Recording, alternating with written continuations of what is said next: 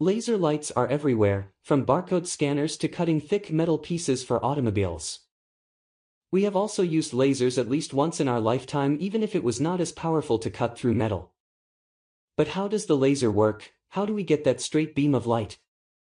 In this video, we are going to learn about the laser and how it works, how is it that powerful to cut through metal, and how we get that straight beam of powerful light moving in a single particular direction.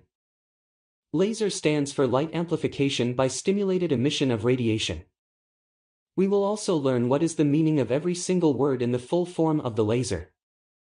Simply, a photon is bounced back and forth between two mirrors until it becomes a beam of light, and it is then released from one end, which we see as the laser light. But how the first photon is achieved, and how can a photon become powerful just by bouncing it back and forth? We will learn some amazing things in this video, so let's get started. This is what we will start from. We have a flash tube which will give us the first photon, a crystal rod, two mirrors, one 100% reflective and another 95% reflective, a power supply, and finally a switch. When we press the switch, the power supply provides power to the flash lamp and it lights up. When the lamp lights up, it releases photon particles.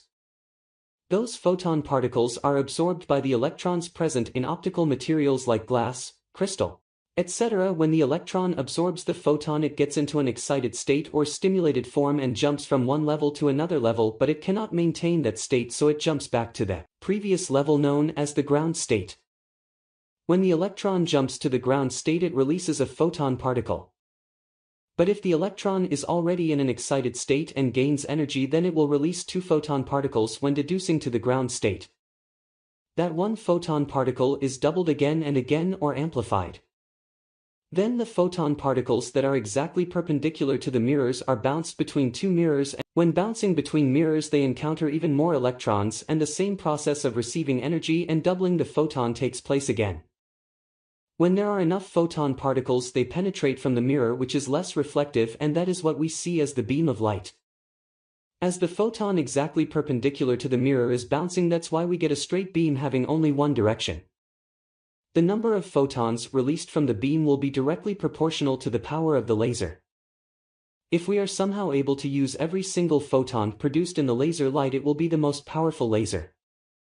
Of course, that is not the only thing that affects the power of laser, there are many things. Now let's see what every word means in the full form of laser. First is light. We use a light lamp to start the laser light, and then the photon particle is amplified or doubled by the emission of radiation or photon from the stimulated or excited state of the electron.